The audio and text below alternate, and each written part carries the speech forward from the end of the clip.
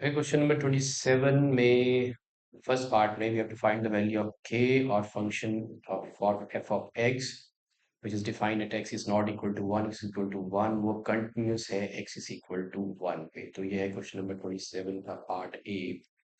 Okay.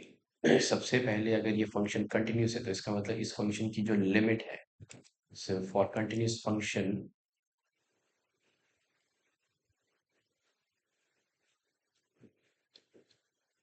So limit of the function, अब function जो है वो डिफाइन है -1 पे। तो limit of the function at -1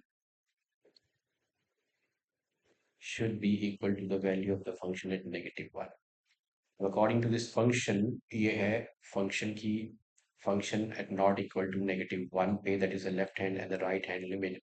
तो यहाँ पे हम लिख देंगे फंक्शन की value. So this is limit x tends to -1, function है x square -2x-3 upon x+1। Now function की वैल्यू -1 पे, एट फंक्शन इट्स k, तो ये है k।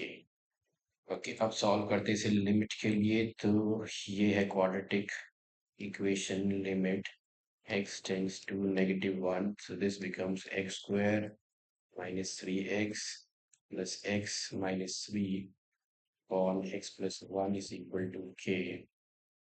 तो limit x tends to -1, so this is x minus 3 plus 1 into x minus 3 upon x plus 1 is equal to k. The limit x tends to -1, x plus 1, x -3 upon x plus 1, this gets cancelled, is equal to k। और ये रह गया limit x tends to -1, x minus 3 is equal to k। Now let's take the limit on this side. So this is -1 minus 3 is equal to k, तो k की value है -4। Okay, सो continuous था तो k की value है -4। Okay, अब है इसका second part. We have to check the differentiability of the function f of x is equal to x into mod of x at x is equal to 0। तो जो इसका बी पार्ट है, आपको जो फंक्शन गिवन है, function है x into mod of x। तो हमें पता है f of x equal to modulus function जो है that is bifurcated into -x when x is less than 0 and x when x is greater than equal to 0। तो इस case में ये बन जाएगा, this is -x² when x is less than equal to 0, और ये हो जाएगा x² when x is greater than 0।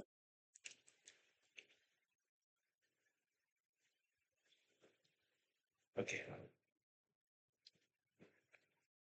Greater than equal to 0, less than 0। अब हमें चेक करना है, we have to check the differentiability at x is equal to 0। तो let's find out the left hand derivative. So left hand derivative is equal to हो जाएगा limit h tends to 0, और वो रहता है f ऑफ a। अब a यहाँ पे है 0, तो this is f of 0 minus h minus f of a which is 0 upon 0 minus a minus h which is 0 minus h।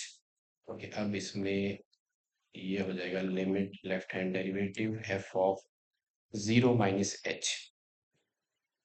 Okay, 0 minus h जो हो जाएगा वो हो जाएगा -h²। So this is 0 minus h is f of -h, तो ये है less than 0 which is -x², तो ये हो जाएगा -h²।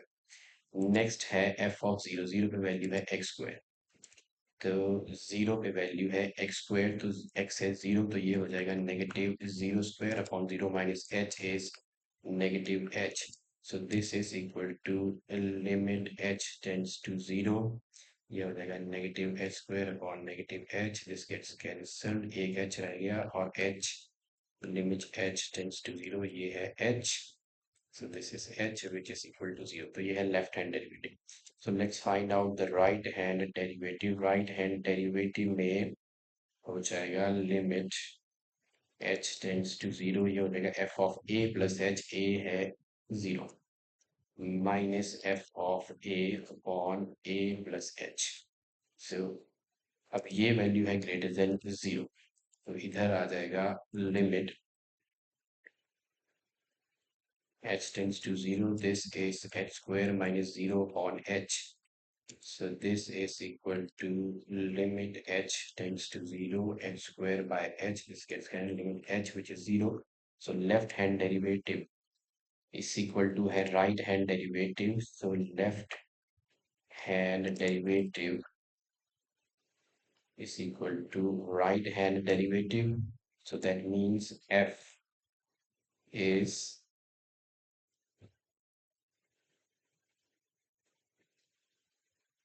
differentiable at x is equal to 0.